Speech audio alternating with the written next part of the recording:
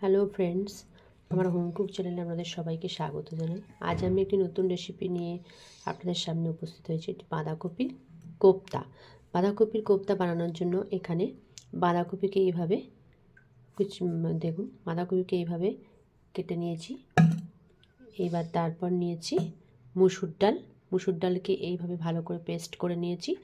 আপনারা চাইলে মটর ডালেও বানাতে পারেন, কিন্তু আমি এখানে মুসুর ডাল দিয়ে বাঁধাকপি কোপ্তাটা বানাবো।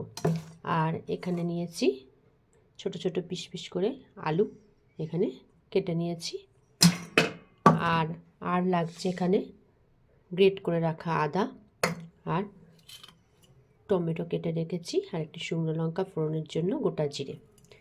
এইবার চলুন রেসিপিটি কীরকমভাবে আমি বানাবো সেটি আপনাদের সঙ্গে শেয়ার করব। বাঁধাকপি কোপ্তা বানানোর জন্য এখানে আমি কি করলাম, এখানে বাঁধাকপিগুলোকে মিক্স করে নিয়েছি ডালের সাথে ভালোভাবে। এইভাবে ভালো করে একটা পেস্ট বানিয়ে নিয়েছি। এবার এখানে আমি দিয়ে দেব হাফ চা চামচ জিরে গুঁড়ো, হাফ চা চামচ ধনে গুঁড়ো, আর হচ্ছে অল্প এই 1 চামচ মতো চিনি। এবার সমস্ত উপকরণগুলোকে একসাথে ডাল বাঁধাকপি পেস্টার সাথে ভালোভাবে মিশিয়ে নেব। আর লবণ আগে দিয়ে দিয়েছি, এখানে লবণ দিয়েছি। লবণটা দেখানো হয়নি, বাট লবণ এখানে মিক্স করে দিয়েছি। ভালো করে এটাকে ভালো করে পেস্টটাকে বানিয়ে নিয়ে এইবার এটাকে ভাজতে হবে। চলুন এবার ভেজে নেব।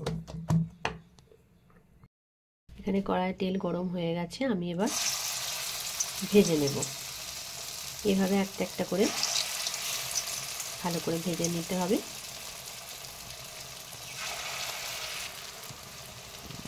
বড়াগুলো আগে ভেজে নিয়ে আবার আপনাদের সামনে ফিরে আসছি। সমস্ত ভাজাগুলোকে, বড়া ভাজাগুলোকে আর দেখাচ্ছি না, আগে একটা একটা করে সব ভেজে নিই, তারপর আবার আপনাদের সাথে সামনে আসবো। আমার এখানে বাঁধাকপির কোপ্তাকারি বানানোর জন্য দেখুন, এখানে বাঁধাকপির বড়া ভাজা হয়ে গেছে। সমস্ত বড়া আমার এখানে ভাজা কমপ্লিট। এবার চলুন রেসিপিটি শুরু করা যাক মশলা দিয়ে। এবার আমি কড়াতে এখানে তেল দেখুন গরম হয়ে গেছে। আমি এবার ফোড়ন দিয়ে দেবো। একটা গোটা শুকনো লঙ্কা, গোটা জিরে,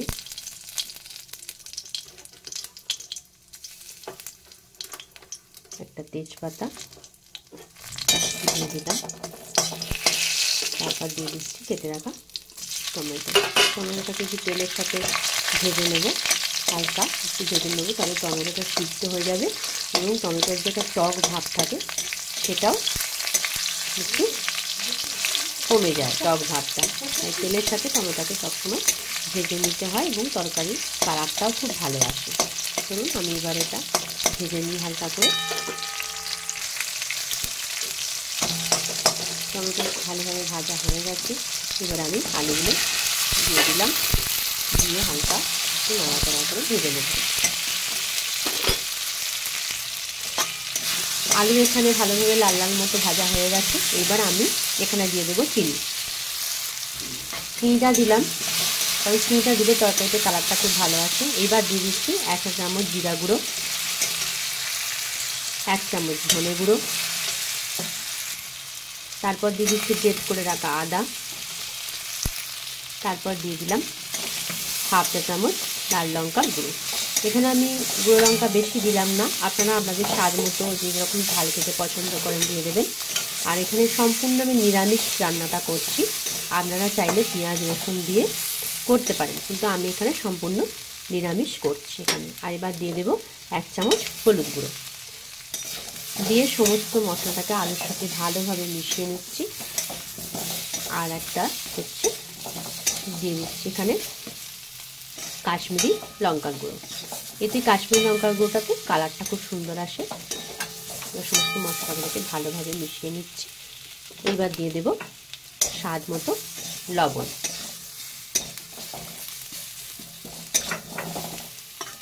দিয়ে এখানে এবার জল দিয়ে দেব। জল আমি গরম করে রেখেছিলাম, এখানে গরম জল দিলাম। গরম জল সবসময় তরকারিতে দেবেন, তাড়াতাড়ি থেকে ভালো আসবে। এবার ভালো করে আলুগুলোকে সিদ্ধ হতে দেবো, মশলার সাথে ভালোভাবে সিদ্ধ হয়ে তারপরে কিছুক্ষণ পরে আমি আবার ফিরে আসছি। 10 মিনিট পরে আমি আবার ফিরে এলাম।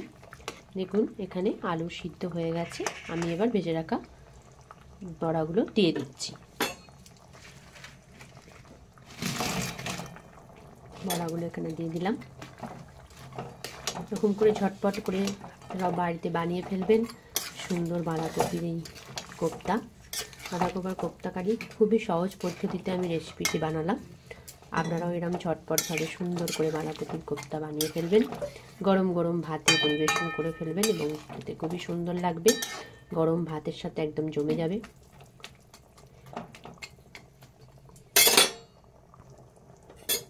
আচ্ছা, এবার নামাবার আগে একটু সামান্য চালের গুঁড়ি এখানে দিয়ে দিচ্ছি।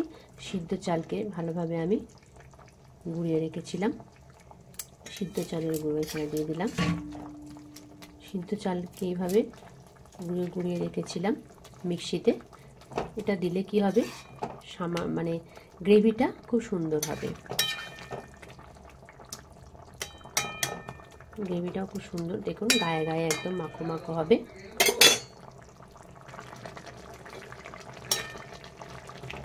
দেখুন সুন্দর একটা কালার এসেছে, বাঁধাকপির কোপ্তা কারিতে খুব সুন্দর একটা কালার এসেছে। এবার আমি দিয়ে দেবো ভাজা মশলার গুঁড়ো। এখানে ভাজা মশলার গুঁড়ো বাড়িতেই বানানো, ছোটো এলাচ, তেজপাতা, লবঙ্গ, জিরে, শুকনো লঙ্কা সমস্ত দিয়ে একটা ভাজা মশলার গুঁড়ো বানিয়ে নিয়েছিলাম, দিয়ে দিলাম। তারপর দিয়ে দিচ্ছি ধনেপাতা। ধনেপাতাটা দিলে খুব সুন্দর তরকারি, গ্রেভিটা দেখতেও ভালো লাগে। আপনারা চাইলে ধনেপাতা নাও দিতে পারেন, ধনেপাতা যারা পছন্দ করেন দেবেন, কিন্তু ধনেপাতাটা দিলে খুব টেস্টি একটা ফ্লেভারটাও খুব ভালো হয় তরকারিতে। হালকা ধনেপাতার একটা মিষ্টি গন্ধ লাগে, খুব ভালো লাগে ফ্লেভারটা। কিছুক্ষণ হতে দেব, তারপর নামিয়ে নেব। বাঁধাকপির কোপ্তা কারি আমার কমপ্লিট। দেখুন খুব সুন্দর দেখতে হয়েছে, গরম ভাতে একদম জমে যাবে। এইভাবে আপনারাও ঝটপট বানিয়ে ফেলবেন বাঁধাকপির কোপ্তা কারি আলু দিয়ে। এই বাঁধাকপির কোপ্তা কারি আমার এই রেসিপিটি যদি আপনাদের ভালো লেগে থাকে ফ্রেন্ডস, তাহলে অবশ্যই আমার হোমকুক চ্যানেলটিকে লাইক, শেয়ার, কমেন্ট করবেন, সাবস্ক্রাইব করবেন, পাশে থাকা বেল আইকনটি প্রেস করে দেবেন। টাটা বন্ধুরা, পরে আবার দেখা হবে আপনাদের সাথে নতুন রেসিপি নিয়ে। এখনকার মতো টাটা।